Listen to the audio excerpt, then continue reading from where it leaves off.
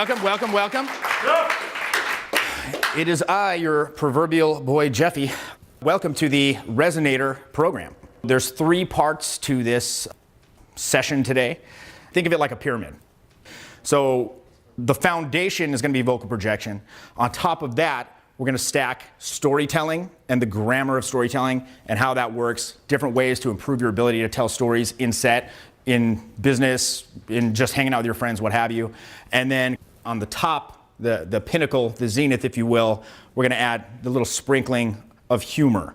So the reason that I created this program was it was just something that's really kind of near and dear to my heart, right? And a lot of people have told me through the years, Jeff, you have a very verbal style of game.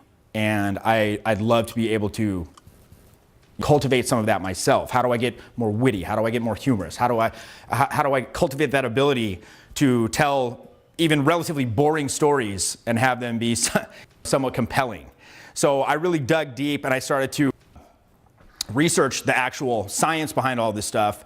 I went to an actual vocal coach in San Francisco who's been doing it for 40 years, this lady Susan Nance, who you'll see some clips of her. And a lot of the stuff I learned really blew my mind. Of course, a lot of it I kind of already had sussed out, reverse engineered in my own mind and created a mental map of how it looked internally in terms of what was going on, both my voice and the way I was relaying stories and stuff like that. But a lot of it was interesting to see how the map didn't match up, right? And integrate that new information into kind of my overall understanding and see how that affected me going forward. So you probably know, if you've heard Tyler speak, the guy is in a permanent state of mild laryngitis from which he may never recover. But no, the good news is you can actually recover from it. You can actually improve that. So when I told him about this, he's like, yes, do that. I need to learn that. Because if you heard, Axl Rose from Guns N' Roses even a couple of years ago, it seemed like that guy had just shot his voice completely. He couldn't hit the high notes. It was kind of sad and pathetic, kind of this like sad old man trying to like milk all of the money he could from the Guns N' Roses tit, But no, they went on this comeback tour last year, and like a variety of people, friends of mine that went to it, I'm like, how was he? He's like, he's perfect, sounded perfect. So obviously, that guy was able to fix it. So there's hope for all of us. So anyway, like I said, we're going to take this in 3 segments. The first is voice. Second's going to be storytelling, and then at the pinnacle, we're going to get into humor. So let's start off with the voice. And when we're talking about voice, there's 4 main segments that we're going to cover here. First is the actual vocal projection, the actual science behind the production of sound, the production of the vibrations that propagate through the medium of the air that are emanating from your flapping meat hole, and how to make your meat hole flap in such a way that it's going to carry and it's going to be piercing, it's going to be shocking, drawing people to attention, and it's going to be healthy long term, right? So that's number 1. Number 2, we're going to discuss tonality and how to vary your tonality so you have control and you're able to sort of modulate the emotional effect that you're putting out. Number 3, we're going to talk about conviction, how to develop that sort of esoteric, kind of ethereal, elusive thing that's called conviction or frame control that's going to really give your words that belief, right? That actually draws people in and creates a consensus reality with whomever you're speaking. And then last but not least, we're going to talk about the variance and emotion that are going to, again, make it even more compelling when people are listening. So first things first, let's talk about the actual vocal projection. So we're going to do this in 5 parts. Every part we get into, like subcategories. So the 5 parts that we're going to be discussing here are number 1, posture. Number 2, breath management. Number 3, tone production. Number 4, resonance. And number 5, what's called ring. Okay. So many people in the pickup community, at least, have likely heard of the Alexander technique, and they think it's just a postural technique. But the reason that it was developed was to fix a vocal problem. All right, welcome. Here we are in the wonderful studio of the wonderful Susan Nance. How's it going today? Really well, thank you. Phenomenal. Now, before we crack into this, I just wanted to talk a little bit about why I wanted to bring someone of your caliber in on this project. In fact, before we even get into that, can you tell us a little bit about your background as a vocal coach? Sure. I trained as a singer, but my focus was on teaching actually from the very beginning, even from college. Oh, okay. I apprenticed to teach singing, and then as soon as before I graduated, I started teaching, and so I've been teaching for a long time, probably 40 years or so. Oh, wow, okay. And then in 1988, I trained to be an Alexander Technique teacher and started teaching that in 1991. So the combination seems to be very helpful. And along the way, I picked up speaking for actors and lawyers and people who use their voices a lot. Yeah, and that's kind of really where our focus is going to be here today, not so much the singing aspect, although it all ties together, right? And you mentioned Alexander Technique, which is a technique centered around posture, correct, and alignment, which is also intrinsically tied in with your vocal production. So back in the day when we started this little niche industry of pickup, of going out interacting with the opposite sex, it was a very grassroots sort of do-it-yourself, a DIY movement. There were no professional resources, so kind of the ethos was everything must be field tested.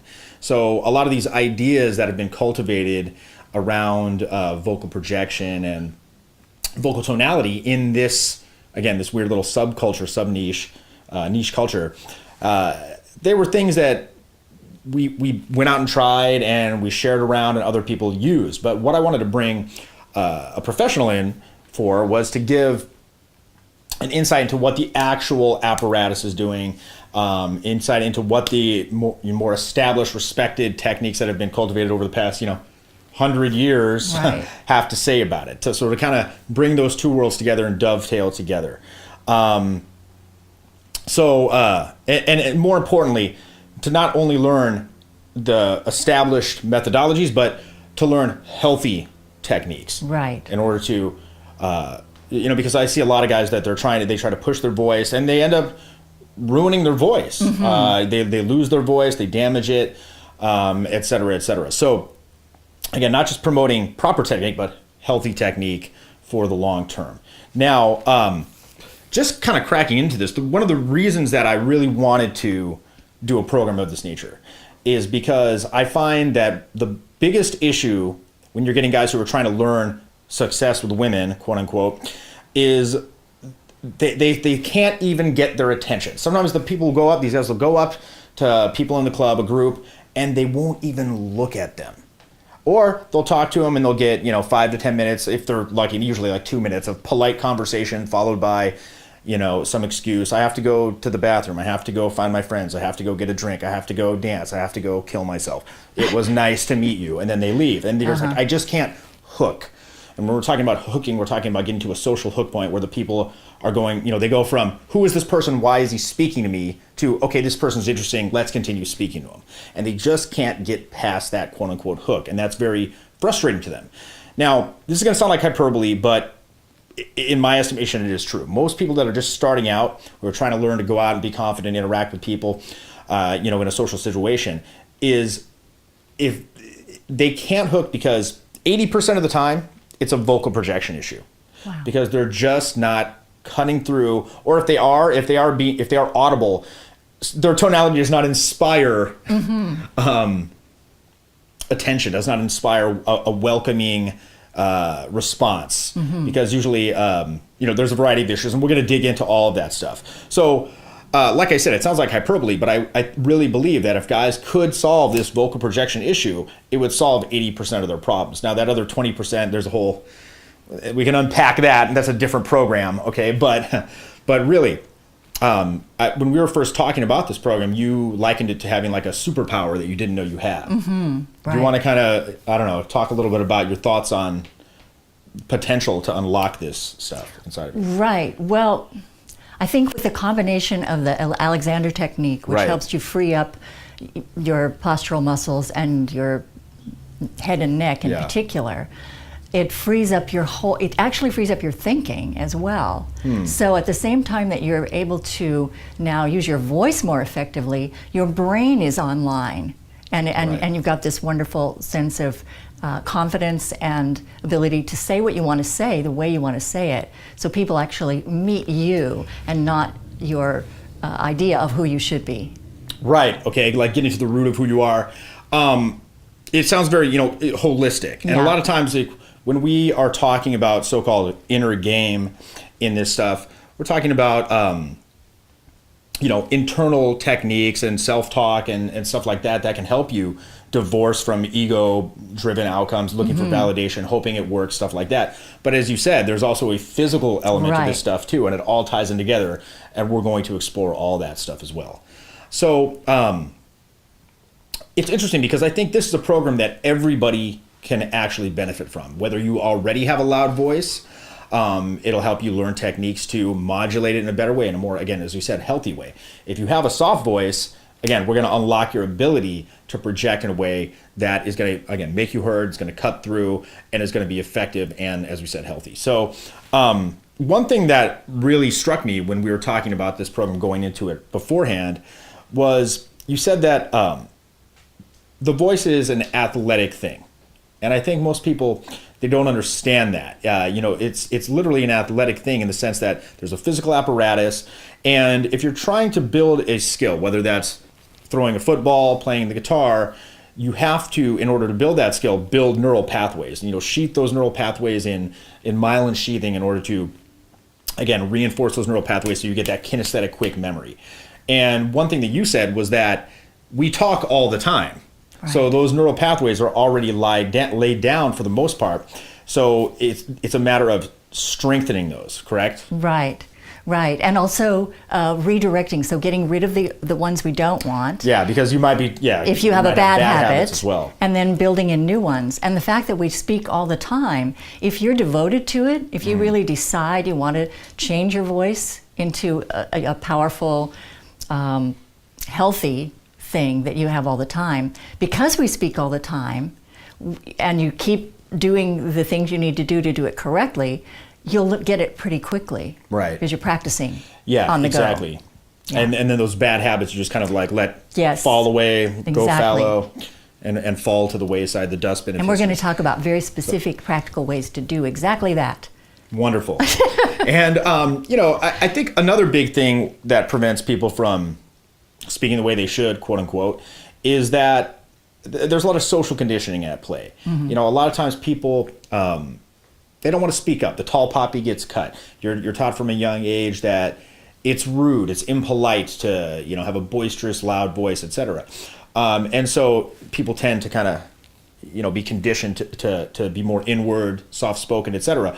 But what I think a lot of people don't understand is that if you're talking in a way that it's forcing other people to work to hear you, that's in and of itself, that's just as bad as being, obnoxious and boisterous. So with this program, we want to help you to find and hit consistently that sweet spot where you're speaking at just the right tonality and just the right volume, etc., where it's just compelling to people, it draws them in.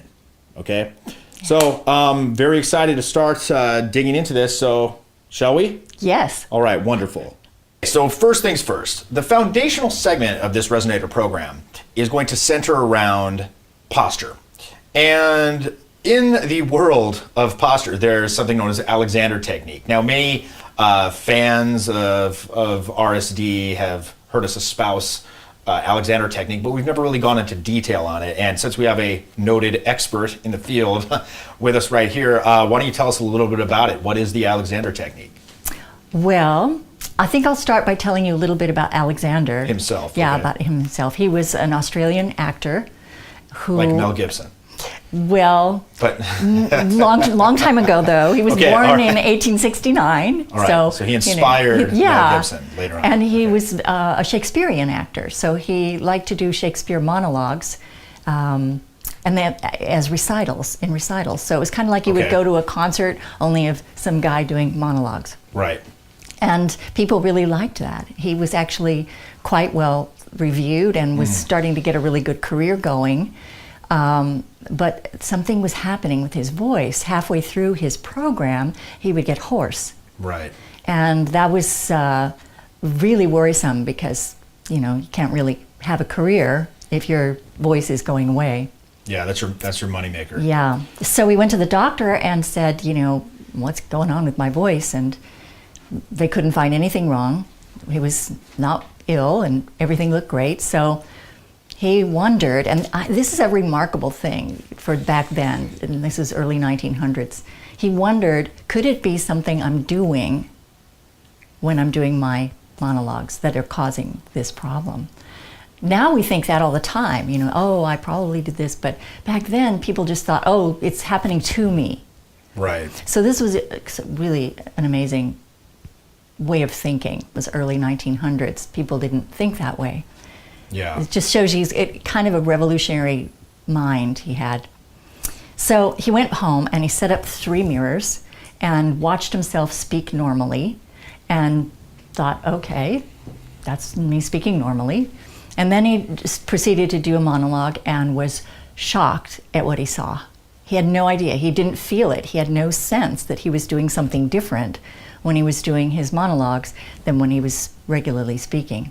And what he saw was that he was gasping in air and pulling his head back and down and gripping the floor with his feet and puffing up his chest. With the gasping of the air, he was puffing up his chest and gasping and pulling his head back. And he was shocked at this.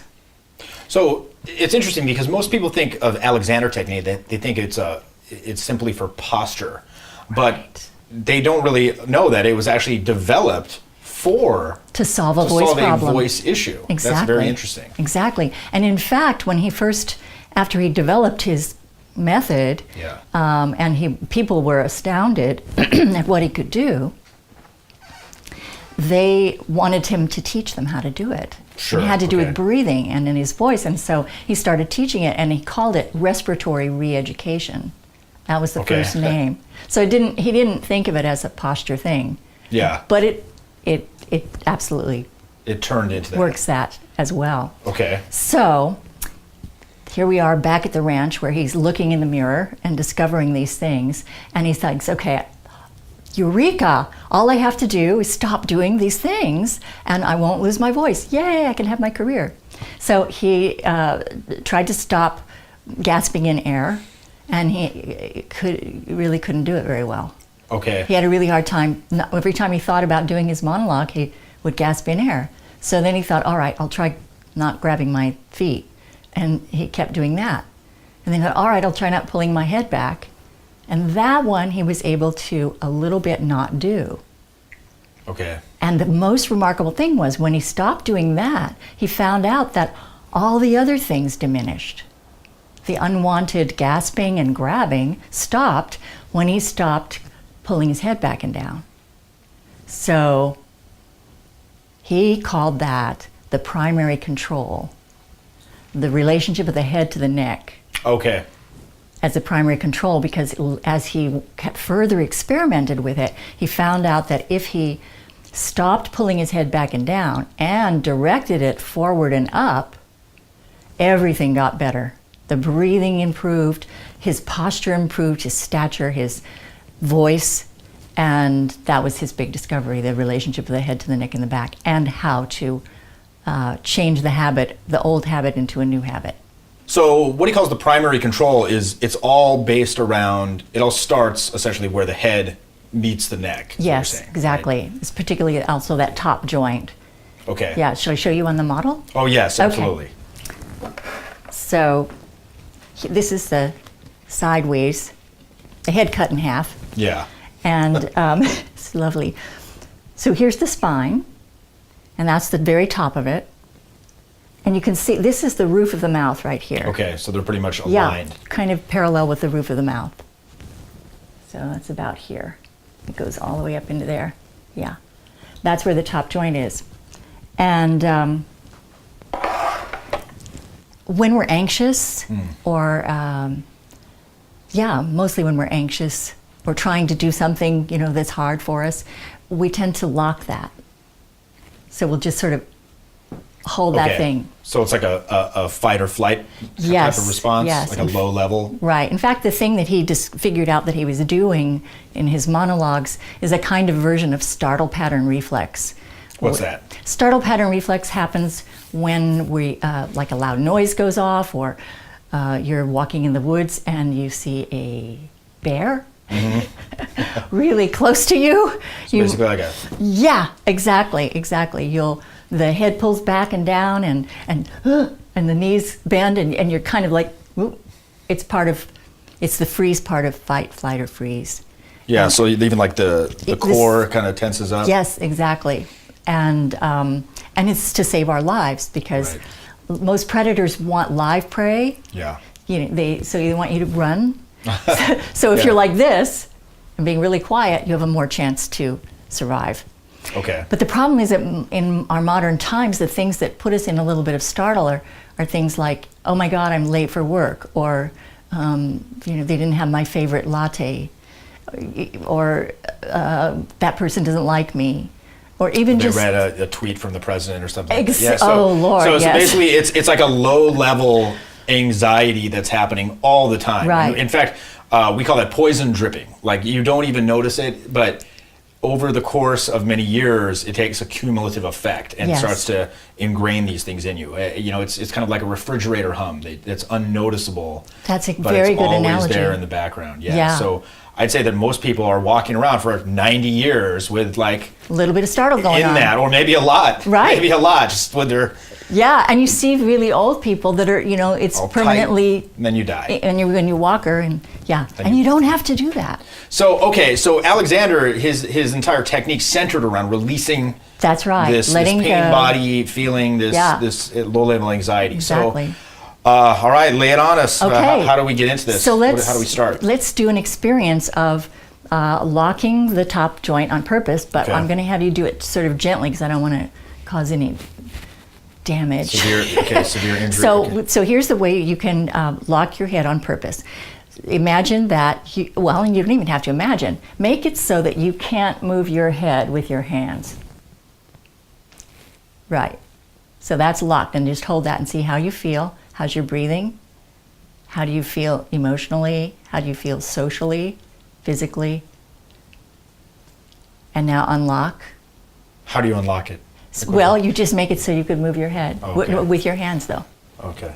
Yeah. Here, so. Oh, don't help me. There you go. See, you let me move it. Okay. Yeah. And that's you moving it, though, with your muscles. The other, there you go. Now you know that it's unlocked. Okay. Yeah. If you can't move it, you've locked it. If you can, it's unlocked. That's it. Right. And how do you feel now that it's unlocked? Just be... It's more like it's on like a swivel, Yeah, like but how do you feel? How's your breathing? Just check in with your breathing. And trust that you've got it. Yeah. And emotionally, it's different, isn't it? Now lock it. Okay. See how it shut down? And now unlock. Yes. And you don't even have to move to unlock. Okay. You can actually get so that you can feel the difference. Can you see the quality difference? I can see it. It's like locked, unlocked. What were you telling me the other day? Something about you almost, you want to have it like you're perceiving a scent on the air or something like that? Great, yes. That's like how you unlock it? Yeah, that's another wonderful piece of it. So because there's a forward component as well, a slight forward slide, a very slight forward slide. So if you imagine that you're smelling something nice like pie baking or, just and you let that. Yeah, because for people watching at home, it's like this. Okay, there's that. They're gonna be like, but what? To kind of give an idea of what it is like, it's like there's like a whiff of pie on the air or something, or something. Maybe someone's smoking something. Some Snoop Dogg is smoking a little something, and you're kind of just like, that's right. That's and it's not even that. It's very subtle. Very subtle. It's very, very subtle, but it's that difference between it being locked up here and then kind of just. That's exactly right. Yeah. It's like a very almost imperceptible head movement, right? So and just doing that, I can feel it start, and that it sort of starts at that first vertebrae right there. Okay, so that's the foundation. What do they call it? The primary control. Primary control. Okay, so then what else? And then there are principles that he has for changing habits. So the first one is awareness. Okay. You have to become aware of the thing that you're doing, like he did with his mirrors, in order to change it. Then the next thing is inhibition. You have to inhibit the old way. So how he did that was he would say, before he did his monologue, he would look in the mirror and he'd say, okay, I'm going to do my monologue. And then he would say, stop, in his head. Stop. I'm not going to do it. Before, I'm going to stop and then redirect. So that's the redirecting is the primary control place. So I'm going to do my monologues, stop, direct, free up my neck, now do the monologue. So that's how you change a habit. So he's just, so is it all neck? Because you said that there's also, there's the head going back and forward, there's this, and then there's the legs. Right. Right? So do you release those in an order, or? Yeah, you start with the neck and see how much of the maybe squeezing that's going on in your abdomen, because a lot of people walk around with that kind of squeezing and pulling down, so you free up your neck. And then maybe sniff something on the air, and maybe quite a bit of it frees up. But then you think, I'm not sure. So you can do this. You can squeeze your stomach on purpose, and then let it go, and then let it go some more, let it go some more, and let it go some more, let it go some more. Oh, I had no idea there was all of that in there. Yeah, that's looking good. So the shoulders go back. Yes. This releases. Yes, the legs let go. The quads let go too. Right. Okay. Good. So now I think we're ready to do some moves that enhance the postural muscles. All right, moves. Yeah. Yes, exactly. So let's do a couple of those. We want some moves. So let's well, these do a are couple things of you those. might do as little warm-ups before you go out. Right. And so, and again, I think that's a big part of this program is people will have some takeaways that they can do prior to going out. Exactly. Right? All right. Some ways to get yourself all ready to go. Yeah, all loosened up, prepared. Okay, so let's do it. So the first one's very simple, and you can actually do this when you're standing in line somewhere. So you'll first free up your neck. Maybe think of smelling the ocean or something. Releasing in the belly, letting the legs relax.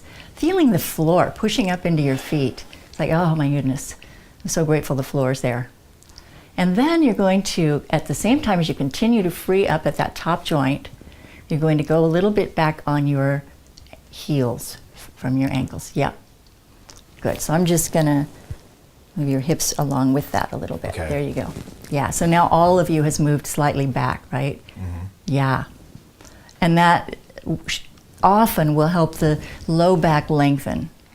Right. Just getting that a little pressure on the heels. And then we're going to come back to the middle and see if the lengthening of the low back stays. It can.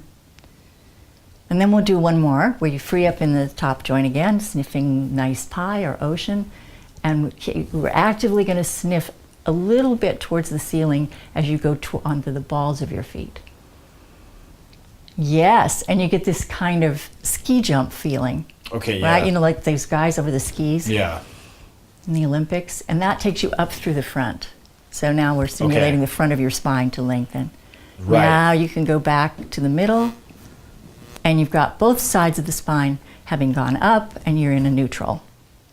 Yeah, that actually works. It seems like subtle. Again, if you were to see this on the camera, you're seeing these minuscule changes in posture and alignment, but internally and you mentally, feel it, don't you? Yeah, it really gives you an awareness of what's happening. I think that's a large part of what's going on is people are just lacking awareness of what's even going on. They're not even thinking about it to begin with. Right. They're just in this default state. Right, and it's often a held one. Exactly. You're like finding ways to brace yourself, Right. But this way, it's a fluid thing. You can move from the front to the back and feel like you're Yeah, so the energy, my energy, not to get too ephemeral, esoteric here, but like the energy feels a lot more expansive as opposed to protective. It's not a protective energy, Exactly. It's more of an expansive energy where I'm not concerned about guarding against failure outcome.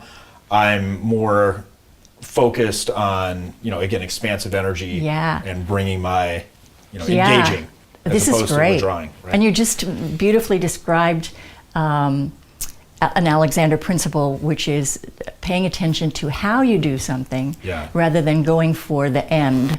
Okay. There's a term called end gaining, ENDGAINING. Which and gaining. Yes. When you want something really bad and you just like go for it, no matter what you're doing in your body. And often if you want something really bad, you get really tense because you have anxiety that you won't get it. Right. It's a little paradoxical too, because people will say, well, how do I strive for an outcome while simultaneously being, unattached to it? Right. You can still be attached to the outcome, but you put your focus on how you're going to get there. What he called the means whereby. The means whereby. Yeah. Okay. So, yeah, it's Victorian sort of language. Yes. Yeah, a very stilted kind of expression there. But that's a very common thread in all self-actualization stuff, which I'm sure you're familiar with a lot of this stuff. Right. Any educator kind of runs in those same intellectual circles, if you will. Right. And end gaining, it's so hard not to do it when you want something really badly. Oh yeah. And it's so frustrating because the more you try to get to the end without paying attention to how you're doing it, the worse it gets. And then you think there's something wrong with you. Right. And there's not. It's just that you're not paying attention to how you're going about it. And so what you just showed with, doing that simple move back and forth and it made you feel different in your body and freer. And then you're ready to actually say, okay, now I'm going to go get what I want, but I'm not going to compromise what I just gave myself. Yeah. I'm going to go get what I want with this freedom. Exactly. And you're doing it for, I guess the joy of taking action, if you will. Yes. And then that goal is the icing on the cake. Right. So, yeah, but people, when they're first starting out, either, trying to do this stuff or go out and be social, what have you, you have to realize experience breeds competence, which breeds confidence. So, the more that you go into that mode, the more that you access this sort of relaxed engagement, the more easily you're going to be able to do it in the future. That's right. Okay. And that's why doing that balance game is great because you can do it anywhere. So let's do the arm one. Okay, let's do the arm one. Okay. So this one, you're going to, again, we always start with freeing up that top joint. So a little bit of smelling something nice. And then you're going to straighten your fingers. And just doing that, you can feel that takes your chest up a little bit. Sure, yeah. Lengthening your arms. That's a nice feeling. Then you're going to turn your palms forward and bring your hands up. And as you bring your hands up, you'll free in your ankles so you can go back a little bit on your heels. The reason we're doing that is because now I've got something in front of my center of gravity line, my arms. Okay. And if I don't go back on my heels, I have to grab with my legs so I won't fall forward. Yeah. Now you're going to touch your shoulders with your fingers. And you've still got your heels and you're going to sniff a little bit towards the ceiling. As you push one wrist toward the ceiling, sniff a little more towards the ceiling to lengthen that neck. And then the other wrist goes down. And then you open your hand and let your elbow come down. And you feel, All right, so that gave you a little more length in through here. Yeah. Yeah. So let's do, definitely did. Yeah. Let's do the other side. Okay. Straightening the fingers. Bring that up, freeing up in the neck. Bring the hands up. Let yourself go back on your heels. Touch your shoulders. And then the other wrist goes up. And the other one goes down, sniffing towards the ceiling. Open the hands. Elbow bends in order for the arm to come down. And the reason we bend the elbow as to come down is because if the arm is coming down like this, that's a lot of, most men are really strong here, but it's still sort of dragging the shoulder down. This way, the shoulder stays open.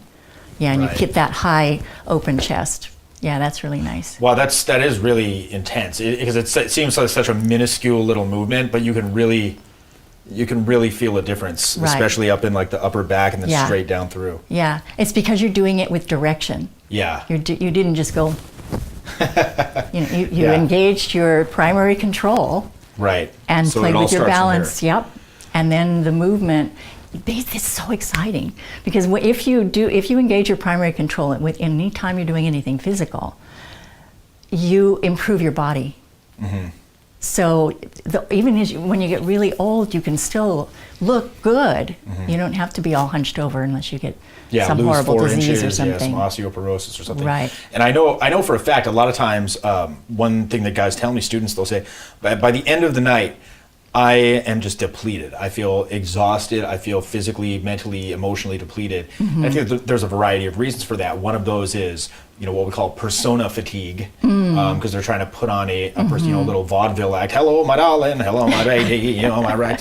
Some little act, and that's obviously quite draining. Another one's what we call a self-judgment fatigue. So if they go up and say the person isn't interested, whatever, they're like, oh man, I'm something wrong with me. Gosh darn it, they kick the can, and then it's just this downward spiral. And then the third is hemming and hawing. Should I not? Oh, should I? Oh, what am I going to do? That's exhausting. Right. All of those things. But then, of course, you can't overlook the actual physical component, too. Right. Just standing, because, especially if you're at a party, you're at a club, you're walking around for several hours, most likely, possibly in some uncomfortable footwear.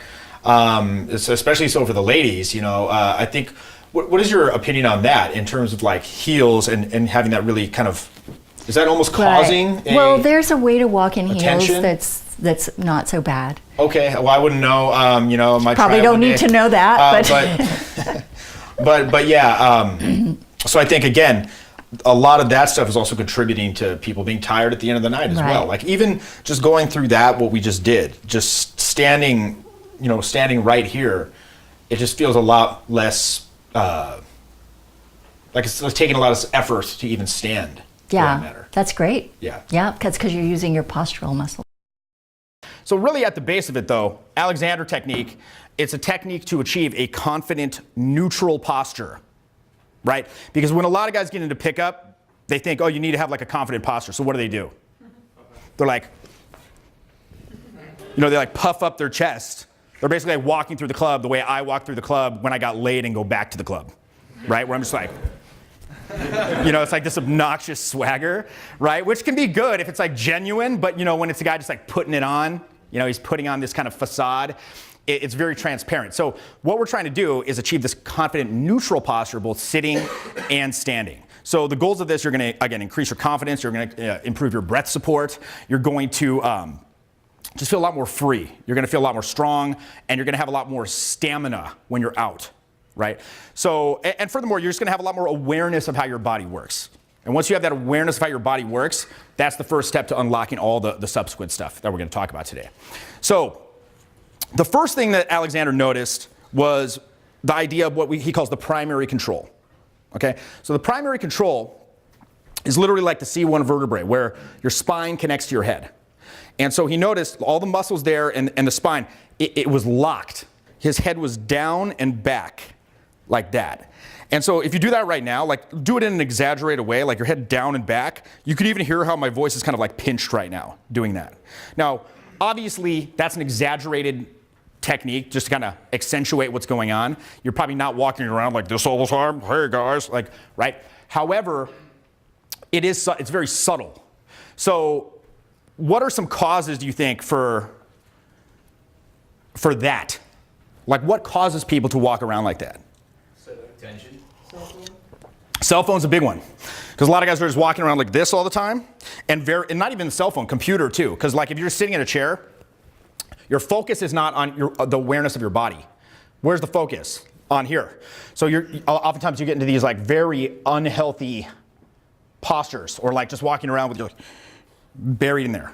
Over time, small stresses accumulate, and you're kind of in this perpetual state of stress and freeze, right? So you kind of just walk around over time holding these different tensions all throughout your body. So where does this happen? Again, first it starts at the stiffening of the neck. You'll also get it all through your chest, all through your abdominals, the knees and ankles, all of it, like straight down. So what we want to do is we want to learn to release these holding patterns. And so it all starts with increasing awareness of it. So stand right up and let's actually lock it on purpose. Like lock up everything where you're like that. Ready to freeze or flee. And now we're going to so note how you feel, like emotionally, as you do this. Okay? Now purposely unlock it and feel the difference. So just doing that is going to start to build awareness of how you feel differently when you're holding these patterns and not. So that's where it starts, right? Knowing is half the battle. So again, squeeze and release the abdominals and the solar plexus. Okay, the knees, lock the knees, release. Lock the knees, release. Okay, so now what I want you to do, let's release it all. And now that you've released it all, let's kind of practice like rocking back and forth on your heels. And just seeing how the difference is when it's loose versus when it's, so lock up again. And now release, consciously start with the neck, down, boom, boom, boom. And now just go back on the heels. Breathe. And now go forward on the toes as though you're like gonna do like a ski jump. So back, forward, and just kind of feel how that feels. So what we're doing here is we're just kind of starting to build that awareness, okay? The next Alexander technique is this, and let's get someone up here. What's your name, man? Leo. Leo, come on up. Oh, cheers, welcome. So, we're freeing up the postural reflexes here. So what we're going to do now is, this is one of the most basic of the Alexander technique exercises, okay? And again, you're going to notice as we go through these, they're very, very basic. This isn't like some esoteric stuff that you have to puzzle over and think about the abstract concepts. I mean, it's very, very simple, okay? So first thing we're going to do is we want to release that primary control. So lock it again like this, like down and back. And now what we're going to do, again, first things first, almost like you're sniffing the air, okay? I want you to feel like you're just sniffing the air like a dog, kind of like, right? Like you're smelling something on the air, like bread baking, or, you know, again, some chronic doja weed filling the air, like somebody's smoking weed, and you're like, or, you know, someone's baking a pie, like, okay? And so release it, boom, boom, and just feel it loose, okay? Just feel it very loose. So now that that's loose, again, release the chest, abdominals, the knees, okay? So we're very loose. Now, again, take your hands, and I want you to put them straight down at your sides, pointing to the floor. Palms out, okay? Now bring it up like this in front of you. So what we're doing here is now we're creating kind of like a counterbalance, and I want you to get like a little bit back on the heels when you do this, okay? So now we're gonna bring it up, and we're gonna touch the fingertips to the shoulders. And now, keeping your elbows bent, we're gonna raise the right hand to the sky and your left hand back down to the waist like this. Okay? So you should feel it lengthening out on your back on that right side. Okay, now keeping the elbow bent, you're gonna bring it back down and feel it lengthen out on that side.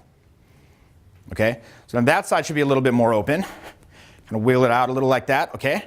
Now what we're gonna do, same thing, but we're gonna do it on left side. So fingers straight, palms forward, raise it up in front of you. The fingertips touch the top of the shoulders. Again, not keeping the elbows bent. We're gonna raise that left arm up and then just bring it down. Boom, okay? So now, again, that's the start of unlocking all that stuff. And you can do this, again, it might look a little strange if you're doing it like at the bus stop or something, but, you know, fuck them, right? So, fuck them. And now that we've done that, kind of like rock back and forth, okay? So now, let's try something else. In fact, thanks, have a seat. Now what we're gonna do is, so sit down, now we're gonna do the seated one. So now that we've done that arm exercise, what are some other exercises that we can get into with the Alexander technique? Well, let's look at sitting for a minute. All right, why not? Right, so. Okay, there. Perfect.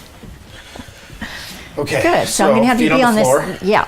Sit on the edge of the chair. That's important. Edge of the seat. Right. Because what we're going to do is we're going to work on getting you on your sit bones. Okay. Well, you are on them anyway. The sit bones are the bottom of the pelvis, and they are a rocker shape. So you can actually rock on them forward and back. So we're going to engage the primary control, first of all, by sniffing towards the ceiling. There's another thought you can do that's for bigger movements like what we're going to do now. Yeah. And that is you know how dogs will sometimes push their dinner dish across the floor? Yeah, so very slowly, gently push your dinner dish a little bit towards the ceiling. So forward and then up, and then rock a little bit forward on your sit bones and push your nose up and rock forward on your sit bones. And then you can relax your head a little bit on top of that. Okay. And now you're on the middle of your sit bones. Okay, yeah. Yeah, it feels a little different than I'm usually accustomed to sitting. Does it feel like you have to hold yourself there? Maybe a little bit, yeah. Okay, so we're going to think now of releasing your legs and letting them, as if you have little arrows going out your knees away from your body. So I'll just give you a feel of that.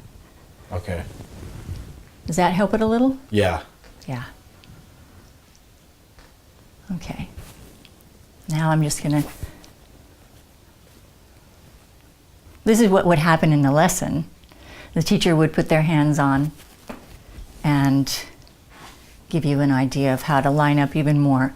Okay. But you did quite a lot just by directing your head and then rocking on your sit bones. Let's go back to relax. Like a relax. Or slouch. Yeah. Yeah. And then you're going to push your dog bowl forward and up and rock. Wow. Wow. So that came from the head direction, didn't it? Yeah. And then this whole thing then that rocks. It's really a curve in the lumbar. Just area. a little bit of. It's actually pretty straight when I touch it. Yeah. It feels curved to you because you're probably used to the other way. Exactly. Yeah. But it's actually straight. It's straight. Yeah. A curve would be that. Yeah. Yeah. So that's a big curve. Right. So That can actually be pretty relaxing sometimes too. But yeah. And then imagining those arrows, The arrows coming out the legs. So you're releasing the quads, and then you're also releasing that That's tension right. in the here. Excuse me. So here, then the shoulders, the whole core tension, and then the legs tension. Right, as you're rocking forward, and then the postural muscles take over and hold you upright, and they're right along the spine. Okay. So, yeah. Yeah, it does. It seems like this is a position that you would think would require a lot of effort to kind of hold. Right. But in actuality, it seems pretty natural. Yeah. If you do it like this, it's not so bad. It's actually can be restful. Yeah, because a lot of times I think people, they try to, adopt this either confident posture or like upright posture. But it's kind of unnatural in its own way because they're like, yes, that's right, yeah, right, and even do it just less than that, but just hold yourself up. Yeah, there. That just looks so uncomfortable. You look so uncomfortable. Yeah, it feels very uncomfortable as well. Yeah, so you find the sit bones. That looks so nice. Yeah, how's that feeling for you? It's a lot better. It's just like it's just being propped up as opposed to. And you look confident, but not strange. Oh well, because this is. I'm confident, right? Yeah. Right. Like overcompensating. Yeah. Yeah. Good. Okay. All right, so that's a sitting game. What's your name here, sir? Eric. Okay, bring this chair over here, okay? Sure. We're going to start off, and we want you to, again, free the neck. Boom. Loosen it. And then kind of just sniff something on the air. Like you're kind of just, again, smelling something, like a faint scent sort of wafting through the air. You just... Okay, so it's really loose up there. And now, again, loosen up the abdominals. And then I want you to loosen up the legs. And I want you to kind of feel like there's arrows coming off the ends of your knees. So, like the tension just goes out like that. Okay? So now, I want you to rock forward on your hip bones. Okay, so here you're going to feel it and you're going to kind of rock forward. So rock forward on it. Yeah, and as you do that, like just on the hip bones here, you should feel your spine straighten. Okay? Now it might feel, if you're accustomed to sitting in a more slouched way, it might actually feel like it's doing this kind of like excessive curve. It shouldn't feel like you're holding tension though. It shouldn't feel like you're having to exert much effort. Okay, so like keep the chest up but loose. Okay? Boom. Bring that there. How does that feel? Does it feel like it's just like all sitting there? Yeah. Right, so that's how it should feel when you're sitting. It shouldn't feel like you're exerting energy to do this. So again, if you're like at home or you're at the club sitting down, you want to have this like confident, relaxed posture. And you can also, use different things to kind of lean on, but you always want to have that in mind, right? Unlocking the postural reflexes, keeping it loose, and just being chill, whether you're sitting like this, you're sitting like this, or even just standing. So it's going to look very relaxed, not like this, exaggerated fake confidence. It's just very neutral. It's going to look very relaxed. And this is another thing that's going to prevent you from feeling fatigued at the end of the night. Okay, man, thanks. Thanks for being up here. Quick hand. And then another thing too. So another thing you can do, if you're sitting at a desk, you can actually kind of put your hands on the table in front of you and sort of gently push into the table or your desk. And you can maybe like do this on the chair in front of you possibly. I mean, it's better to have like the hands flat and to kind of feel the spine sort of lengthening and your torso sort of widening out. Okay, so what's next? Well, actually, next you get to lie down on the floor. Okay, wonderful. So just right here? Yeah, that'll be great. Okay. Okay, so now I'm going to have you put your feet on the floor and your knees up. Okay. So that helps the lower back flatten out onto the ground. Okay. And you can see, or you can feel that your head is tipped way back. Yes. Right. And when you say 1, 2, 3. 1, 2, 3. Your voice doesn't sound bad, but it's a little husky sounding. Yeah, it feels a little pinched. Yeah. So we need to put some books under here. Let's try this one. All right. And then, oh, yeah. So I tipped his head just a little up because I want a little spaciousness right in here. And say 1, 2, 3. 1, 2, 3. Oh, actually, that sounds nice to me. Okay. All right, let's try one skinny one just for fun. See if that's even better. And then let it relax. And then say 1, 2, 3. 1, 2, 3. Yeah, which one did you like better? The first one. Yeah, I think. agree. Yeah. Mm-hmm. So let's do this one just to show what too much is like. Okay. And then go ahead. Now 1, 2, 3. 1, 2, 3. Yeah, that gets it's loud, but it's got a kind of squashed quality. Yeah, it feels kind of squashed. Yeah. Okay, so we're going to take these two guys out. Go back to this original one. There. 1, 2, 3. 1, 2, 3. There you go. You can hear that lovely, free, open voice. So what's going on there? It's something to do with how the space is in there? So yeah, you're not squashing the tube. Okay. So what does this indicate? This is kind of the angle that the ideal angle that your head should be at? For lying down right now. Okay. Just for lying down. Right, and then we're going to just relax your arms a little bit. Okay. Maybe to spread out so you get more width, get all the full width of your shoulders and your rib cage. And you're going to be feeling the rib cage contacting the floor and feeling the rise and fall of the abdomen as you breathe. So this can be a kind of meditation time, but it's a different kind of meditation than trying to get rid of thoughts. It's a scanning for freedom as you're continually unlocking the spine so that the breath continues. And you can lie there for about 10 minutes. And that actually helps the posture, the things that you did with the reaching the arms and the balance, that helps it get integrated. Is it comfortable? Yeah. Oh, good. All right. And then once you've done that, you can roll onto your side and come up onto your knees and then come up to standing. Good. All right. Okay. Awesome. So what's next? Well, now we should talk about how you can practice these things at home. Okay, yeah. That's obviously huge. Right. So I think probably one of the main things you want to do is begin to cultivate your awareness. Notice when you're stressed. First of all, notice when you're stressed. And then notice, am I locked here? And if you don't know, lock on purpose and then unlock. So it all starts with that Yep, primary always. control. The primary control. And then you can do the balance game, the forward, that we did on the heels and then forward. You can do the arm moves as a warm-up. And you can practice sitting on chairs and rocking on your sit bones as you push the dog bowl forward and up. And you can lie down to experience that passive directing. Right, and these are things that you can do on a daily basis Yes. to, again, reiterate what the good habits are and get you out of those bad habits. Exactly. And how you'll know that you're on the right track as you're doing each one of these things, freeing up the neck, you'll know you're on the right track because your breathing is better, and you feel a little taller maybe, more confident. Your voice might be a little stronger.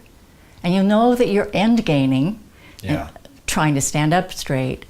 If you're uncomfortable, your back starts to hurt, your breathing is not good, and you're miserable. Right, so it starts from the primary control, and you're releasing the lock there, and then that in turn is going to release tension in your shoulders, the abdomen, and then the legs. like what are the main, again, just to kind of touch on it again, what are the main tension holding areas? Exactly. So neck, abdomen, the abdomen is kind of legs, brings it, and then the legs. Right. That's part of the startle pattern. And thing. the ankles, right. that startle pattern. And what do you think are some things that condition people to hold tension in there? You know? Well, I think a lot of it's stress, but then there's also things in modern life that we take for granted and we don't even know that are happening, like the children with the big heavy backpacks full of books. Right. So they're I see them walking, like that, with very hunched, carrying these very heavy backpacks, and that's they're not even fully developed. Their bones aren't even completely full of what finished growing.